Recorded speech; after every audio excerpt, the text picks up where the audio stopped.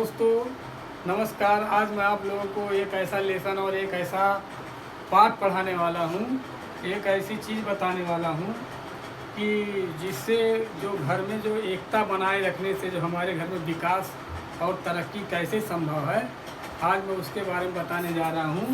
तो देखिए, unity is strength. Unity is strength का मतलब होता है कि एकता में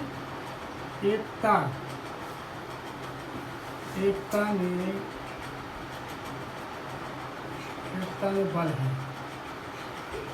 एकता में बल है, या यूँ कहें कि एकता में शक्ति है, एकता में ताकत है। हम ऐसे समझ सकते हैं कि जिस घर में या किसी भी घर में अगर 5 सदस्य हैं या जो भी हैं, 4, 5, 6, अगर उस घर में यूनिटी नहीं है, एकता नहीं है, तो वो घर बिखर जाता है, खराब हो जाता है, कंगाल हो जाता है। तो आइए, मैं एक रामचरितमानस की एक बहुत ही प्रसिद्ध चौपाई के बारे में चौपाई बता रहा हूँ कि एकता और ना होने से उस घर में कैसे जो है विनाश हो जाता है। तो चौपाई ये है कि जहाँ सुमति तहाँ संपत्ति नाना। जहाँ सुमति तहाँ संपत्ति नाना, अर्थात जहाँ समृद्धि, अच्छे विचार और आपसी प्रेम होता है और वहाँ हर प्रकार की सुख, समृद्धि, सफलता और वैभव संपत्ति अपने आप आ जाती है। और दूसरी चौपाई है, जहाँ कुमति तहाँ विपत्ति निदाना। यानी जहाँ दुर्बुद्धि, अहंकार, ईर्ष्या और बुरे विचार होते हैं, वहाँ अत्यंत विपत्ति और कष्ट होते हैं। तो इस चौपाई का मतलब यही हुआ कि इससे जो है आदमी असफलता की ओर जाता है, जिसके अंदर अहंकार होता है और जिसके अंदर कुमति, जहाँ कुमति तहाँ विपत्ति निदाना। हाँ, तो यह चौपाई यही सिद्ध करती है, हमें बताती है कि जहाँ जो है विपत्ति, जीवन की सफलता या असफलता परिस्थिति पर नहीं, बल्कि हमारे विचारों और बुद्धि का सही उपयोग पर निर्भर करती है। तो आइए, मैं इसको एक कहानी के भी माध्यम से समझा सकता हूँ कि एकता और सुमत से कैसे जो है हम अपने आप को विकसित या आगे बढ़ा सकते हैं। तो यहाँ 2 भाई होते हैं, 2 पुअर, यहाँ मतलब जो है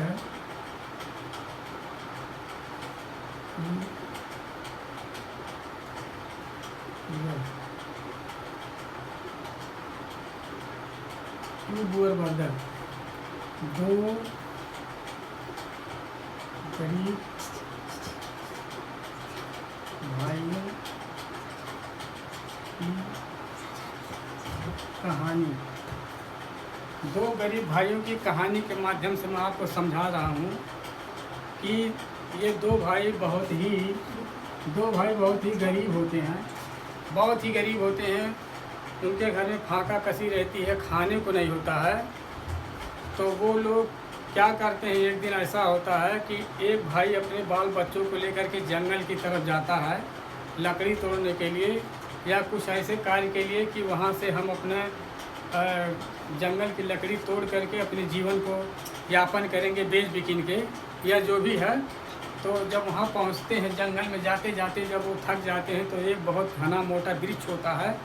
तो वहाँ वो लोग आराम करने के मकसद से रुकते हैं। तो जैसे ही ऊपर देखते हैं तो पेड़ के ऊपर एक बंदर बैठा होता है, और वो बंदर जो है बहुत ही शक्तिशाली होता है। उस वृक्ष के ऊपर बैठता है तो वो लोग भूख से बहुत व्याकुल हो जाते हैं, खाने के लिए उनके पास कुछ नहीं होता है। तो उसमें से उसका जो पिता होता है वो बोलता है कि बेटा, हम लोग को बहुत भूख लगी है, चलो इस जंगल पर जो ये बंदर बैठा हुआ उसको मार के हम लोग खाते हैं। तो उसके बच्चे जो है इतना मतलब उनके लोग में आपस में इतना एकता होती है कि एक बेटा फट से दौड़ के चला जाता है पानी लेने, एक बेटा आग का इंतजाम करने चला जाता है, एक बेटा लकड़ी तोड़ने चला जाता है। और बंदर यह सब पेड़ पर बैठे बैठे देखता है। बंदर को 100% यकीन हो जाता है कि ये लोग मुझे अब मार कर खा ही जाएंगे। तो बंदर हाथ जोड़ के कहता, भैया मुझे मारिए मत, मैं इस वृक्ष के नीचे बहुत ज़माने से एक धन सोना चांदी गड़ा हुआ एक घड़ा रखा हुआ है, मैं उसी की मतलब पहरेदारी कर रहा हूँ, उसको रखा रहा हूँ, देख रहा हूँ, और मेरी जान को बख्श दीजिए, आप इसको ले जाइए।